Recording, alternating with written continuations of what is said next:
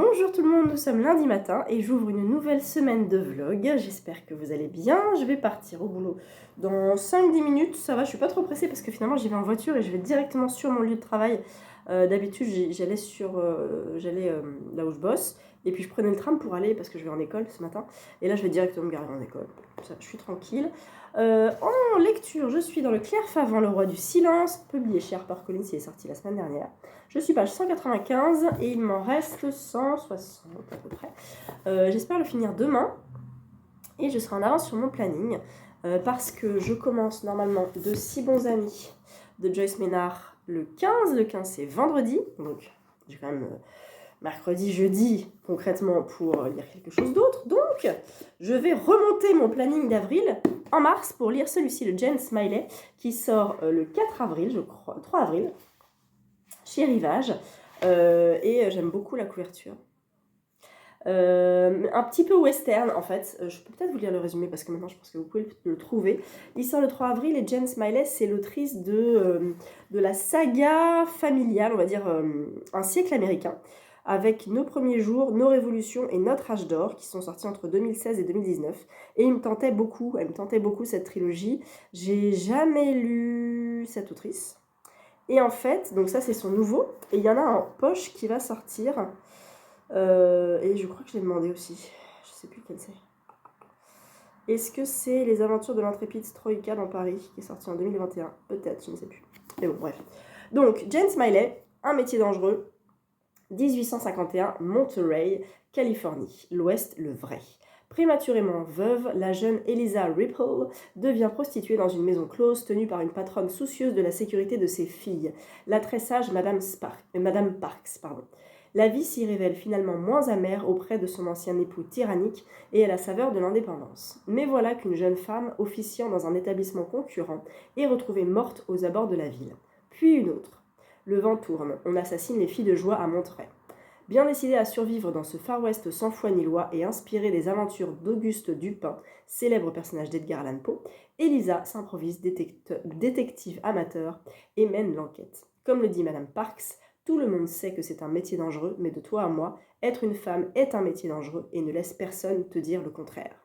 Voilà, ça a l'air hyper féministe, avant-gardiste, historique, très très intéressant. Il est écrit plus ou moins gros, normal, et puis il fait seulement 280 pages. Donc il est fort probable que je lise entre mercredi et jeudi, et ça serait trop cool, parce que comme ça je remonte un petit peu un bouquin de mon planning que j'aurais dû lire début avril, et que finalement je peux lire mi-mars. Voilà, parce que j'ai dégommé un petit peu la palle la semaine dernière. J'ai lu très vite des livres que je pensais lire sur plus de temps, notamment Nos absences, je m'étais mis sur 4 jours alors que je l'ai lu en une journée et demie en fait. Et puis celui-là se dégomme très très vite. Le Joyce Maynard, il fait 360 pages. Je l'ai mis entre vendredi et... J'ai mis vendredi, samedi, dimanche. Je peux peut-être déborder sur lundi en sachant qu'après je voulais lire Châtiment. Mais Châtiment, je peux passer à l'audio au pire, puisqu'il est à l'audio. La semaine dernière, j'avais reçu dans la boîte aux lettres un colis en me disant « J'attends d'avoir tous les colis de la semaine et je vous les présenterai tous ensemble. » J'ai pas eu d'autres colis et j'ai complètement oublié de vous présenter ce que j'ai reçu. Donc je vous le montre maintenant. C'est Duel de Franck Leduc, publié chez Belfond. Il est sorti... Peut-être il est sorti. Ou peut-être il va sortir début avril. C'est Belfond qui me l'a proposé en échange d'une chronique. Voilà, j'ai dit oui, mais j'ai dit que je ne pouvais pas le lire en mars puisque c'est mars au féminin. Ils m'ont dit pas de problème, donc je le lirai en avril. Je vous lis le résumé. Un fait divers sans précédent ébranle la France. Voilà une semaine que 2 cars scolaires ont disparu, avec à leur bord 66 enfants qui partaient en classe de neige. Aucune trace, aucune piste, rien. Pour les chaînes d'infos, cette affaire hors norme est du pain béni. Pour le commissaire Shepard, chargé de l'enquête, c'est une énigme qui défie la raison, jusqu'à cet appel du ravisseur. Affable, séducteur, ce dernier ne veut parler qu'à la négociatrice Talia Sorel, nouvelle recrue du RAID. Une exigence qui ne plaît pas aux équipes de police, en particulier à Shepard. Cette jeune femme sans expérience a-t-elle les épaules pour mener une telle affaire? Saura-t-elle déjouer les pièges de ce manipulateur dangereux et parfaitement organisé qui tient toute l'opinion publique dans sa main? Et d'ailleurs, qui peut garantir que Sorel n'est pas une taupe? Voilà, ça a l'air cool. Donc il est pas très gros, il fait 300 pages, 300... Ah quand même 370. Je vais relire début avril du coup. Et voilà, merci Belfond. Voilà, je vous laisse là, je vous reprends probablement demain. Demain, j'ai un programme assez chargé, je vais faire quelques petites visites, je vous emmène avec moi. Mais je vous en dis pas trop parce que ça va être l'objet d'une prochaine vidéo. Et peut-être que je viens d'avoir une idée là sur ma vidéo, donc voilà. Je vous en reparle, voilà, je vais visiter des gens de maison d'édition demain. Donc voilà, je vous en reparle très vite, à demain. On est mardi matin et je viens de terminer Claire Favin, Le Roi du Silence. C'était une très bonne lecture. C'est pas mon préféré de l'autrice, mais c'est une très bonne lecture. C'est bien mené du début à la fin. J'ai vu certaines choses arriver. C'est sombre, c'est très sombre, il n'y a pas d'espoir, c'est incroyable. C'est bien mené. Claire Favin adore les histoires d'enfants, d'adolescents, de problèmes. Mais vraiment, c'était une très bonne lecture. Donc, je suis bien contente. J'espère l'avoir en salon. Je sais pas quand. Parce que je vais pas en salon. Du coup, voilà, je sais pas du tout quand je vais la voir. J'aurais voulu en fait, j'aurais voulu la voir il y a 2 semaines, je crois, quand il y a eu le salon du polar à la Fnac Bercy. J'aurais dû y aller. Mais bon, c'est pas grave. Donc voilà, le nouveau Claire Favin. Et lui, il sera chroniqué très bientôt. Je sais plus si je voulais pitcher un petit peu. On est avec Alex et Jules, qui sont 2 cousins, qui au début vont jouer un jeu un peu dangereux. Et malheureusement, ils vont commettre un crime sans savoir fait exprès. Le père d'Alex est flic, il va vouloir les protéger. Et malheureusement, ça va être le début d'une grosse histoire de conflit, pardon, de conflit et comment dire, du jeu de chat et de la souris, en fait, entre Alex et Jules, à qui va porter les erreurs de l'autre. Il va y avoir d'autres meurtres commis, sauf que là, le temps passe, la police est là, et une femme va intervenir, elle s'appelle Corinne Amboise. On l'appelle Corinne, c'est un autre nom, elle a son nom de mariée. Puis après, on l'appelle Corinne Amboise. Alors on se dit, tiens, c'est bizarre. On remonte dans le temps et on comprend qu'est-ce qui s'est passé dans sa vie. Elle a voulu amener la vérité, mais elle s'est trompée. Et elle a un petit peu merdé. Et du coup, les flics ne vont pas lui pardonner ça. Ils vont l'envoyer dans un service minable. Rester dans un service minable. Toujours l'avoir à l'œil parce qu'elle a fait des fautes graves et qu'elle aurait dû être virée. Et ça va être une petite descente aux enfers, petite, lente, très lente, et qui va finir par gâcher la vie de Corinne. Et en plus, elle va faire des mauvaises rencontres. Voilà, je vous laisse découvrir ce nouveau thriller de Claire Favin, mais on est sur du très bon, vraiment, c'est un scénario bien mené. Moi, je connais Claire Favin dans quelque chose d'un peu plus brutal et d'un peu plus ébouriffant, on va dire. Genre, Serre-moi fort, moi ça m'avait vraiment scotché. Le tueur intime aussi, la duologie du tueur intime, surtout le premier tome, le tueur intime. Et puis, Inexorable était vraiment chouette aussi, donc Tendance, j'étais vraiment chouette. Mais De Nulle part était extrêmement cool, j'avais beaucoup aimé son précédent, d'ailleurs il sort en poche, donc voilà, celui-là est dans la lignée de ce qu'elle sait faire, et elle sait très bien le faire, donc je suis très contente de l'avoir lu. Je prends dans mon sac Un métier dangereux de Jane Smiley, et j'ai reçu des colis. Un colis de chez l'Iconoclaste, c'est le nouveau Titiou le coq, une époque en or. Les aventures extraordinaires d'une famille ordinaire, il sort chez l'Iconoclaste, je pense début avril, j'ai pas la date. Il est peut-être sorti déjà. J'adore les éditions de l'Iconoclaste depuis très longtemps. Il est pas très long, hein, il fait quand même 400 pages, mais on est sur une histoire, on n'est pas sur un essai. Chloé Bertoul habite la ville moyenne de Gabarny, avec son compagnon, sa belle-fille et son fils. Seule petite folie dans son quotidien, le lundi, elle se défoule au BMA, le club des belles-mères anonymes. La lassitude la guette, entre 2 crises d'angoisse sur le réchauffement climatique. Comment reprendre sa vie en main quand le seul espace de liberté est de changer de fournisseur d'électricité? Soudain, tout bascule avec la révélation d'un secret de famille. Chloé va devoir jongler entre un trésor perdu, des masculinistes hargneux, un plan pour la fin du monde, une grand-mère machiavélique et un lave-vaisselle qui ne se vide pas tout seul. Une époque en or et l'histoire d'une famille ordinaire tout à fait géniale. Un roman qui déborde de vie, d'adrénaline et de paniers de linge sale. Voilà. Du coup, j'ai l'impression que c'est son premier roman. J'ai l'impression qu'elle a écrit que des essais, Titiou.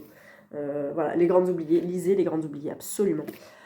Une époque en or, voilà, qui sort chez l'Iconoclaste. Merci beaucoup, l'Iconoclaste. Et un colis 10-18. Alors, il est énorme. Ah ouais, je m'attendais pas à un pavé pareil. C'est le nouveau Bret Easton Ellis, Les Éclats. Mais la vache, dis donc, je pensais pas qu'il était si gros. Il est sorti, je pense. Ah, excellent. Buckley Gazette. Le journal des lycéens de Buckley, le retour de Bret Easton Ellis. Ah ouais, pourquoi ils ont imprimé ça comme ça? Ils sont trompés. Bret Easton Ellis, biographie, non, citation. Le tueur en série, le trolley a encore frappé. Et là, je crois qu'on est... Ah, pourquoi? Tiens. C'est marrant, il y a le coup de cœur littéraire de la semaine, et c'est Cujo de King, par notre écrivain en herbe, Bret Ellis. Ah, excellent. Ça, c'est cool. Ça, c'est très très cool. C'est chouette qu'ils aient fait cette petite présentation. Il est déjà sorti, donc c'est le nouveau Bret Easton Ellis, qui va, j'ai l'impression, être un peu la suite de ce qu'il faisait. Est-ce que le dernier, c'est Luna Park? J'ai pas lu du tout. Hein. J'ai lu que American Psycho et White.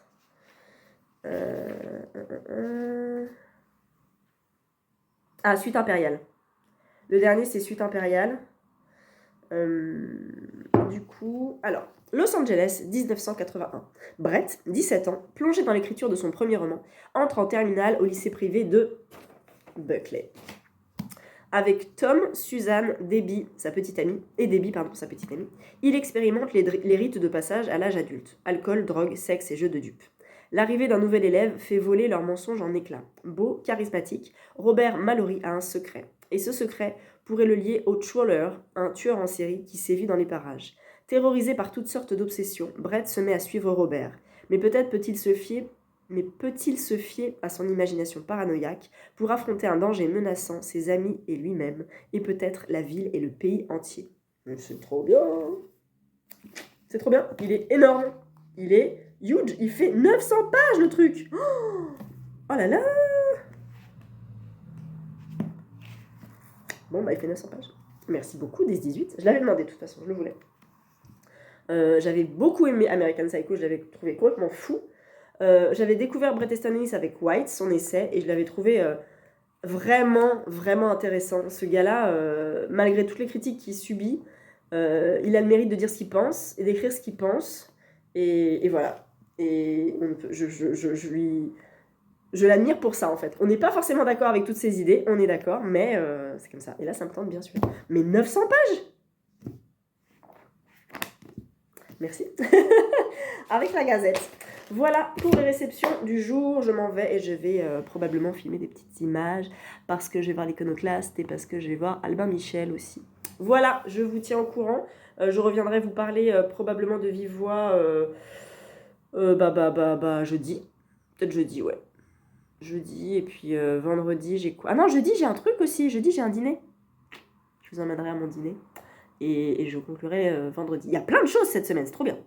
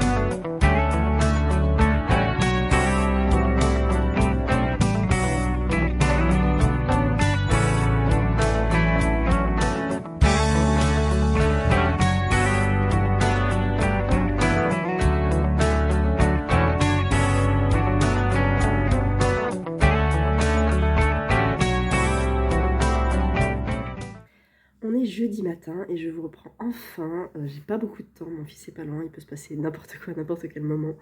Pour vous reparler de cette journée de mardi qui était incroyable. C'était une journée très très lecture. Je suis allée à l'Iconoclast pour faire un petit coucou à l'équipe parce que je les connais, parce que voilà, j'ai l'habitude d'y passer, de voir les rentrées littéraires, tout ça. Donc c'est une maison que j'affectionne très très très fort. Et j'avais reçu la veille, lundi je crois, le dernier Titu Lecoq, Une époque en or, que je vous ai montré. Et donc quand je suis allée là-bas, ils m'ont dit ah en fait tu l'as reçu, oui, oui je l'ai reçu, parfait, donc c'était top. Et j'ai vu aussi les personnes de la collection proche, parce que c'est les mêmes locaux, et je suis repartie avec 2 livres. Le réseau secret de la nature de Peter Wolleben, c'est celui qui a écrit La vie secrète des arbres, et La vie secrète d'un cimetière de Benoît Gallo. Alors c'est La vie secrète d'un cimetière et celui qui a écrit La vie secrète des arbres, donc ça fait un peu vie secrète. Là c'est La vie secrète d'un cimetière, c'est une personne qui est conservateur au musée du Père-Lachaise et qui nous raconte un petit peu le quotidien. Il y a des animaux en liberté qui vivent dans ce cimetière, c'est une espèce de bulle de nature au milieu de Paris et c'est le cimetière le plus visité. Et il a un compte Instagram, La vie au cimetière, la-vie au cimetière. Il y en a peut-être là. Pas du tout. La vie au cimetière. Et ça a l'air trop bien. Ça a l'air hyper chouette. Bon, c'est un homme, donc je ne peux pas le lire format féminin, mais ça me tente beaucoup. Et celui-là a l'air trop chouette aussi. J'ai vraiment très hâte de les lire. Merci beaucoup l'Iconoclast et les éditions proches. Je suis toujours très gâtée avec eux, c'est un truc de fou. Donc ils sont très précieux aussi pour moi, pas forcément parce que je repars avec des livres, mais pour les échanges qu'on fait, on a parlé de berceau féminin, on a parlé des lectures, on a parlé de plein de trucs. C'était trop cool. Et puis après, je suis donc allée à Albin Michel pour voir une responsable marketing que je connais bien, pour faire une petite interview. Donc ça sera dans un prochain vlog, un vlog consacré à ça. Je vous en dis pas plus pour l'instant, mais voilà, je vais sortir un petit peu des sentiers battus pour vous montrer peut-être un peu les coulisses de maisons d'édition. Voilà, c'est pas tout de suite, ça arrivera peut-être courant avril, on verra, mais voilà, c'est ça, ça va être très très chouette. J'ai pas vu Amélie Nothomb, j'étais très déçue. J'ai vu le bureau d'Amélie Nothomb. Donc c'était Albin Michel, c'était top, c'était calme, c'était des locaux très paisibles et très agréables. Ils sont vers Montparnasse et c'était super cool. Après ça, moi j'avais cours le soir, mais j'avais un petit peu de temps devant moi. Et je me suis dit, écoute, tu sais quoi, tu vas aller bouquiner dans un endroit dans Paris. Et j'avais le souvenir que Audrey, le Souffle des mots, avait fait une vidéo des endroits où lire à Paris. Donc il y avait le Renard Café, que je connais bien, la BNF, où j'étais déjà allée. Et puis il y avait 2 autres lieux, dont la Felicita. Ça m'avait l'air complètement dingue comme lieu, une espèce de grande halle avec plein de restaurants et plein de tables où tu pouvais t'asseoir et tout. Et j'y suis allée, c'est à côté de la bibliothèque François Mitterrand, effectivement. Et donc, je me suis posée, il y avait le premier corner, c'était un truc avec que des pâtisseries, du matcha latte, des cakes au citron. J'ai fait, ok, j'y vais, je reste là. Et je veux rester là toute la journée, en fait, je ne veux pas aller travailler. Donc j'ai pris mon bouquin, j'ai fait des petites photos Insta, tout ça. Et c'était super chouette, effectivement. C'est une bulle végétale avec plein d'endroits, avec un peu de musique. C'était très agréable. Il y avait peu de monde, il était 16h à peu près, il n'y avait pas grand monde, donc c'était cool. Mais je pense que le soir, ça doit être blindé. Il y a pas mal d'événements le soir, il y a tout un planning. En fait, si vous tapez la Felicita dans Paris, vous allez tomber dessus. Et c'est vraiment un endroit cool. J'ai pas du tout l'habitude d'y aller parce que c'est dans le sud de Paris et c'est pas trop mon quartier, on va dire, de référence, mais c'était vraiment très très cool. Donc merci Audrey, je pense pas qu'elle passe par là, mais si tu passes par là, merci d'avoir recommandé ce lieu, parce que je ne le connaissais pas du tout. Et j'aurais dû y aller avec mon bouquin, la Felicita, pour faire la photo Felicita à la Felicita. Voilà, ça aurait été parfait. Mais bon, c'est pas très grave. Niveau lecture, j'ai lu. Il est où? Il est là. J'ai lu. Alors attendez, j'en étais où? Là-dedans. Je vous avais parlé de celui-ci. J'avais commencé Un métier dangereux de Jane Smiley et j'ai lu à peu près 90 pages. Je le trouve intéressant, je le trouve bien écrit, mais il y a peu de dialogue et c'est beaucoup de dialogue rapporté. Elle m'a dit que il a dit que voilà. Donc il n'y a pas beaucoup de dialogue et du coup c'est dense. La lecture est assez dense et j'ai un peu mal à rentrer dedans. Chut. Oui. Et donc j'ai un peu mal à rentrer dedans. Donc je me suis dit oui. J'arrive. Donc on est sur un livre un petit peu exigeant qui m'a fait dire, bon, je le mets de côté, mais je le reprendrai, parce que je vais le reprendre aujourd'hui en fait. Et en attendant, j'en sors un autre. Quoi sortir? Un doudou. J'ai sorti un doudou. Et c'était tellement bien. C'était trop bien. Le gardien des souvenirs de Sanaka Hiiragi. publié chez Nami. J'étais allée à la soirée de lancement la semaine dernière, il y a 2 semaines, il y a pas longtemps. Et là, on est sur donc un gardien du souvenir, un homme qui tient un studio photo entre la vie et l'au-delà, où les personnes qui viennent de mourir vont venir et vont pouvoir choisir parmi toutes les photos de leur vie les meilleurs moments, une par année. On assiste à une petite mamie qui vient, l'histoire d'une petite mamie qui arrive dans le studio photo, qui a 92 ans je crois, et qui a donc des années et des années de photos pendant 92 ans et qui doit en choisir 92, une par année. Et elle va avoir la possibilité, en retrouvant une vieille photo un peu passée, de se dire mince, je ne me rappelle plus de cette photo. Eh bien ne vous inquiétez pas, on va retourner dans ce souvenir. Je vous emmène, prenez un appareil photo et vous allez pouvoir refotographier ce moment-là. C'était tellement beau. J'aime pas les bouquins sur le deuil, la mort, tout ça, mais là c'était absolument pas triste. C'était empreint de nostalgie, mais d'un peu de mélancolie, mais c'était beau, c'était poétique. J'ai adoré, vraiment j'ai adoré. Il y a 3 histoires, une très longue au début et 2 autres un peu plus courtes, mais très touchantes, très différentes, avec des personnages très différents aussi.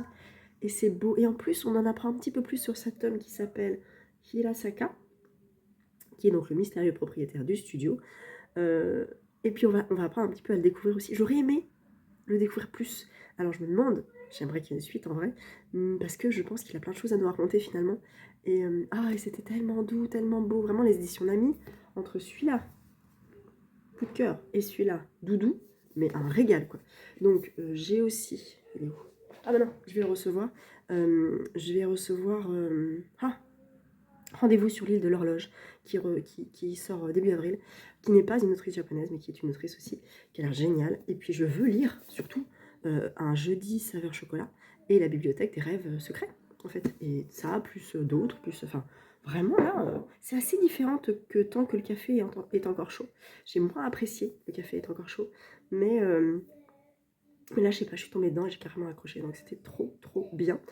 Voilà, donc aujourd'hui, je reprends celui-là, parce que j'ai du temps de lecture devant moi. Et je prends aussi avec moi de 6 bons amis de Joyce Ménard, parce qu'on commence demain en lecture commune. J'ai trop toi. Voilà. Celui-là, il est pas très long en fait. Hein. Il fait 270 pages, donc concrètement, je peux le finir moins de 200 pages. Juste que je prenne le temps de le lire. Alors aujourd'hui, j'ai une grande pause. Je vais dans des écoles aujourd'hui et j'ai une pause entre 11h15 et 14h. Donc j'ai largement le temps de me poser. En plus, il va faire beau aujourd'hui. Il y a un soleil là, vous voyez le soleil. Il y a du soleil, donc je vais pouvoir me poser peut-être au soleil pour lire, et ça sera trop cool. C'est comme j'avais fait la semaine dernière avec Felicita. Oui, mon cœur. Je vous disais donc, je vais essayer de finir ça, et puis comme ça, j'enchaînerai avec de si bons amis. Donc je mets les deux dans mon sac. Je suis trop contente, c'est une bonne semaine de lecture. Ce soir, je vais à un dîner pocket, je vous emmène aussi avec moi, comme ça vous verrez ça. Je vais repartir, pas les mains vides, bien sûr. Donc c'est une semaine très productive, niveau réception, livresque. Voilà. Ah si, j'ai reçu ça aussi hier. Hier, les boules. J'ai reçu un colis.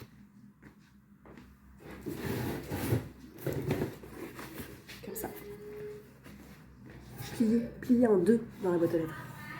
Vous voyez la taille du colis ? Il y avait un manga dedans. Franchement, vous n'avez pas une enveloppe, les gars ? Ça serait tellement plus simple, mais bon. C'était un Interforum, donc c'est les stocks en fait directement. C'est Céline, une vie parisienne. C'est le tome 1, c'est publié chez Komiku. Et, je sais pas si on voit très bien, la lumière est pas dingue. Ça parle donc de, à Paris, une jeune fille de 14 ans, Céline, que l'on dit venir de la Lune, cherche ce qu'elle aimerait faire dans la vie. Armée seulement des enseignements de sa tutrice, elle se rend à la capitale et tombe par hasard sur un vieux monsieur. Il lui propose de travailler dans un domaine qui lui permet de toucher diverses professions. Dans un Paris du 19e siècle en plein essor, décrit-elle un tableau, arrivera-t-elle à trouver sa voie ? Ça a l'air trop bien, j'avais demandé, donc j'ai reçu. Donc merci beaucoup. Au niveau du dessin, ça m'a l'air tout à fait classique, au niveau du manga. Donc j'ai hâte de le lire, je ne sais pas quand je vais me le caser, mais c'est un premier tome, il fait... je compte jamais les pages d'un manga, mais c'est toujours très fin. Donc voilà, j'ai hâte. Voilà, et bien écoutez, je pense que j'ai à peu près tout dit. Je vous emmène aujourd'hui dans mes méandres livresques et je vous retrouve probablement demain et peut-être samedi pour conclure le vlog, à voir, mais en tout cas ça aurait été encore une belle semaine de lecture, donc je suis trop contente.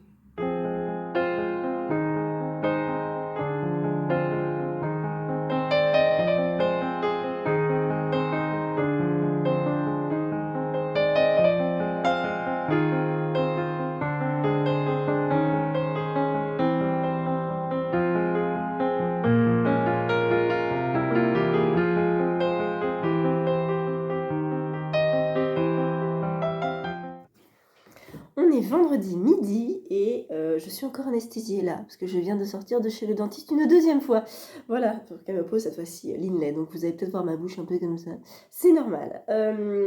J'ai malheureusement refermé Un métier dangereux de Jen Smiley, qui ne m'a pas convenu au niveau de la plume.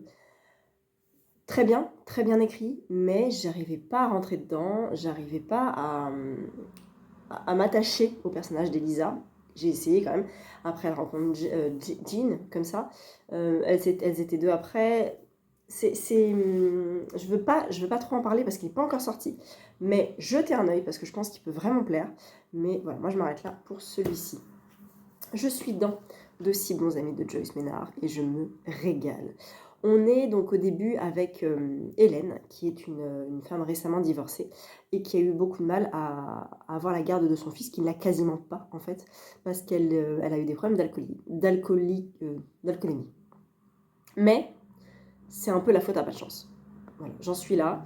Elle a un petit garçon qui s'appelle Olivier et on sent que c'est une femme qui a perdu beaucoup de choses, qui a perdu du temps, qui essaie de se reconstruire, qui voudrait passer du temps avec son fils. Et on voit apparaître un couple d'amis qu'elle rencontre qui s'appelle Ava et Swift. Ava, c'est la jeune femme, enfin la femme, et Swift, c'est le mari. Ava est un fauteuil roulant et ils sont ensemble avec Swift depuis des années. Et ils semblent être le couple parfait. Voilà. J'en sais pas plus, mais pour l'instant, je me régale, vraiment. Ça va me faire le week-end et je suis trop contente de retrouver la plume de Joyce Maynard. J'avais adoré Où vivaient les gens heureux et j'avais un petit peu peur de retrouver la version papier d'un de ses livres parce que moi, Où vivaient les gens heureux, je l'ai écouté en audio.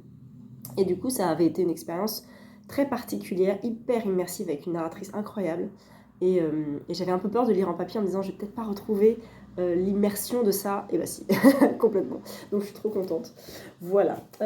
Hier, nous étions à la soirée Pocket pour la sortie de La Chambre des Diablesses de Isabelle Duquesnoy, que je n'ai jamais lue, mais qui est passionnante, vraiment passionnante.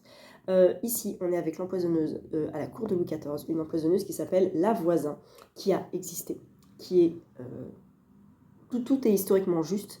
Et on a posé la question, est-ce que vous racontez, est-ce que vous avez pris, par exemple, des personnages fictifs secondaires pour agrémenter un petit peu le récit? Et elle a dit non, tous les personnages qui sont dans ce récit existent.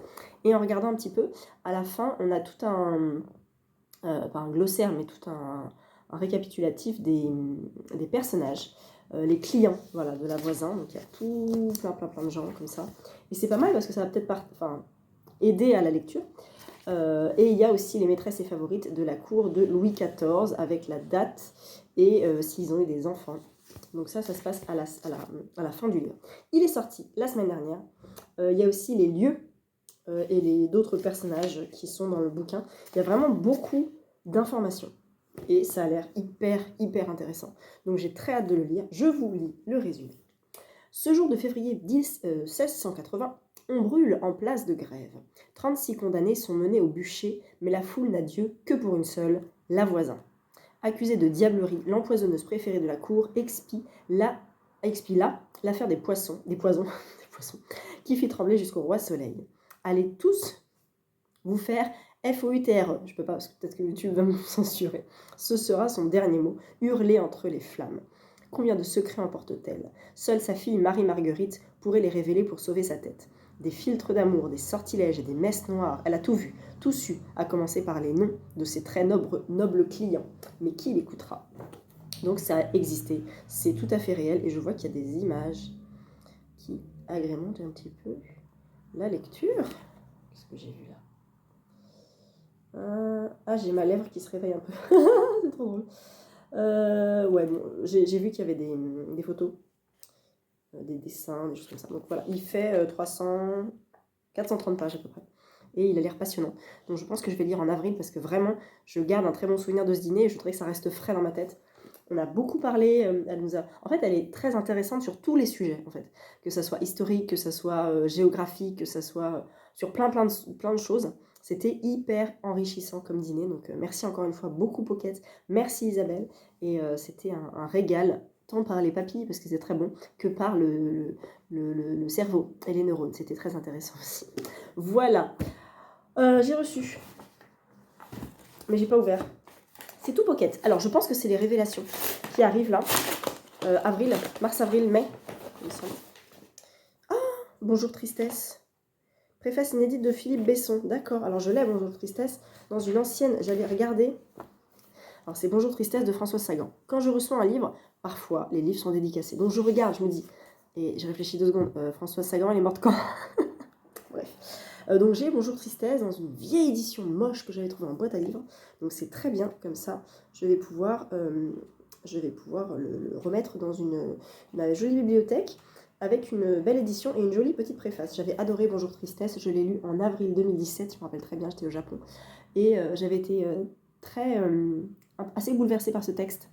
Et je le trouvais juste et mature, d'une maturité incroyable. Donc voilà, si vous n'avez pas lu Bonjour Tristesse, n'hésitez pas. Il est sorti le 7 mars, donc c'est une préface inédite de Philippe Besson. Ensuite, pardon pour les bruits, pour Lucie et Eva qui sont en voiture et qui m'écoutent. Ah, Bernardine Evaristo, Manifesto, ne renoncez jamais. Elle a écrit Mr. Loverman, je crois. Et voilà, Des racines blondes et donc Manifesto. Il est tout petit. Manifesto, c'est quoi? Quand j'ai gagné... Ah oui, Fille, femme, autre. Quand j'ai gagné le Booker Prize en 2019 pour mon roman Fille, femme, autre, le succès s'est manifesté du jour au lendemain. Pourtant, écrit Bernardine Evaristo, le chemin a été long jusqu'au sommet. 40 ans de théâtre et d'engagement culturel et militant, poétique et féministe, c'est le secret de cette ténacité qui l'intéresse ici, ce sentiment que rien ne pouvait l'arrêter. Ni le racisme de son enfance, ni le découragement. En revenant sur son parcours, ses modèles, les raisons de sa créativité, l'autrice détourne l'autoportrait en exemple inspirant, ses mémoires en manifeste dont surgit, intact et puissant, ce cri de ralliement, ne renoncez jamais. Ah oui, donc c'est un manifeste, vraiment, c'est sur sa vie à elle. Il est assez court, il est écrit assez petit. Il fait 200 pages, 220 pages. Il est sorti le 7 mars également. Merci Pocket, dis donc. Des petites lectures. Et là, un gros bouquin. Qu'est-ce qu'on attend? Pocket, Olivier Ball? Oh, ce serait cool. Ah, ça se réveille. D'accord, ça se réveille. Non, oui. Ça fait 1 an que je l'attends.